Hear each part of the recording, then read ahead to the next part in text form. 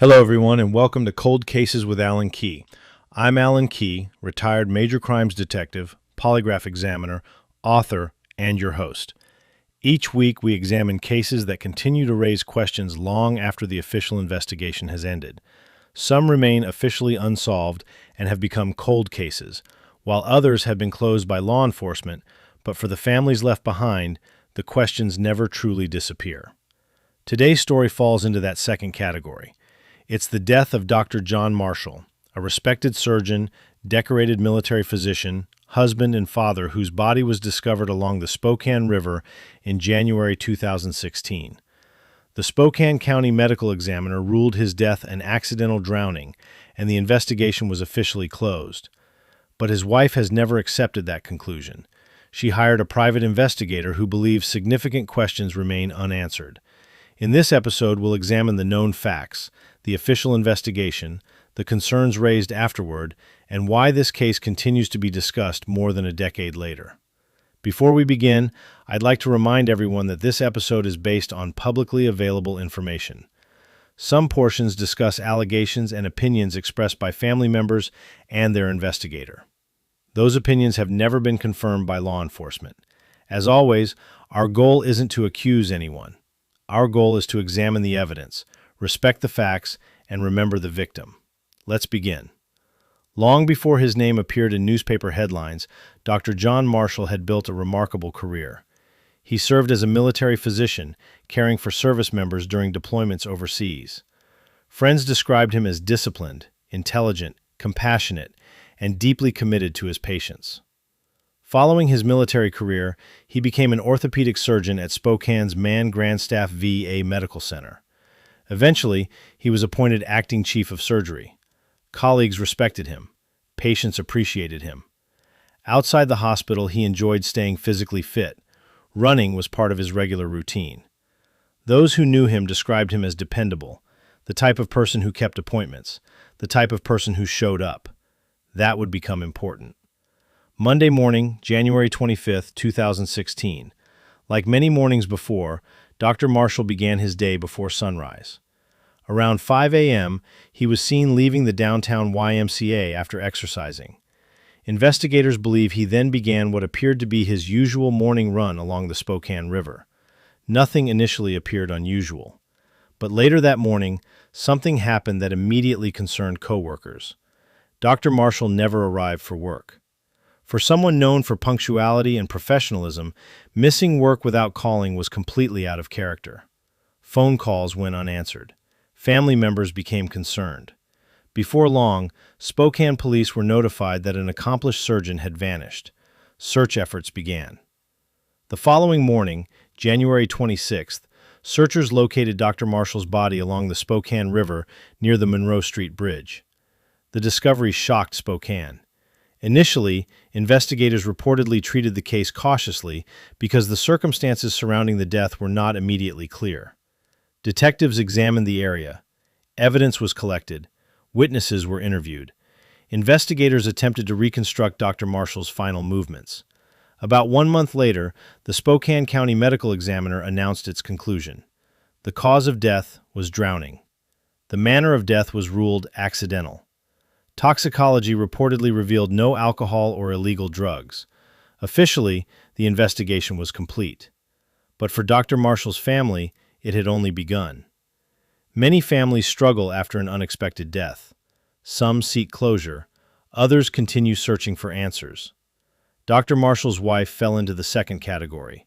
She publicly stated that she believed important questions remained unanswered. She was not convinced the evidence supported an accidental drowning. Rather than accepting the official findings, she hired an experienced private investigator. His name was Ted Pulver. Ted Pulver spent years examining the case. He reviewed publicly available records, he visited the scene, he interviewed people, he evaluated physical evidence. Eventually, Pulver publicly stated that he believed the official explanation did not fully account for all of the available evidence. It is important to emphasize that these were his opinions, not official findings.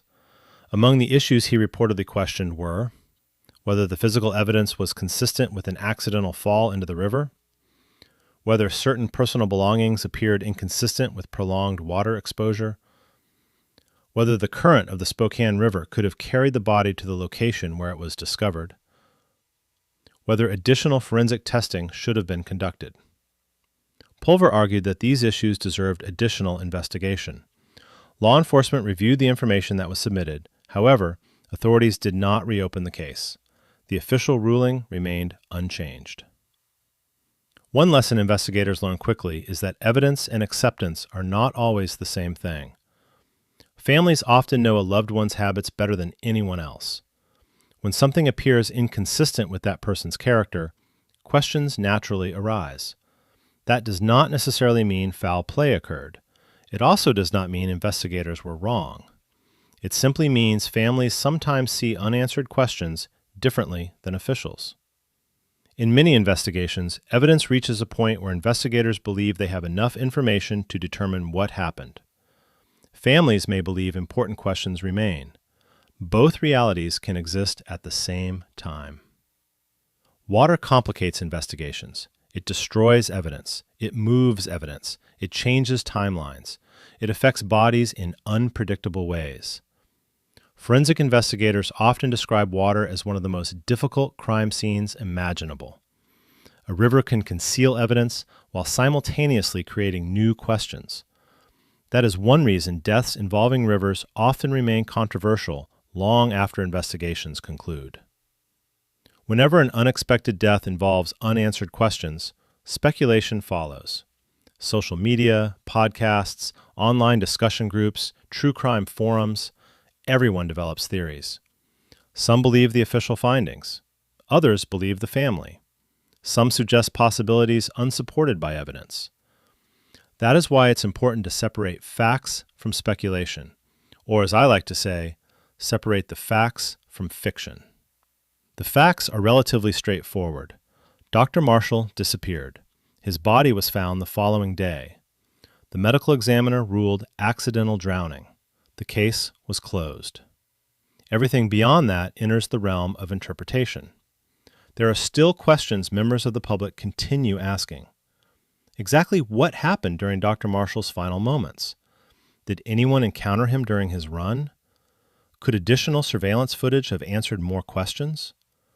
Would today's technology reveal anything new? These are understandable questions.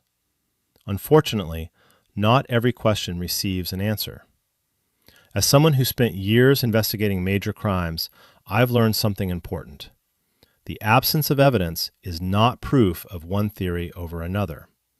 Likewise, unanswered questions alone do not establish foul play. Good investigations require patience, objectivity, and evidence. Sometimes that evidence supports a clear conclusion. Sometimes it doesn't. Dr. Marshall's case reminds us how difficult those distinctions can be. Regardless of how anyone views this investigation, one fact should never be forgotten. A respected physician lost his life. A wife lost her husband. Children lost their father. Patients lost a surgeon who dedicated his life to helping others. Those are the real tragedies. Behind every case file is a family forever changed. In closing, whether you believe the official ruling or understand why the family continues to ask questions, one thing is certain.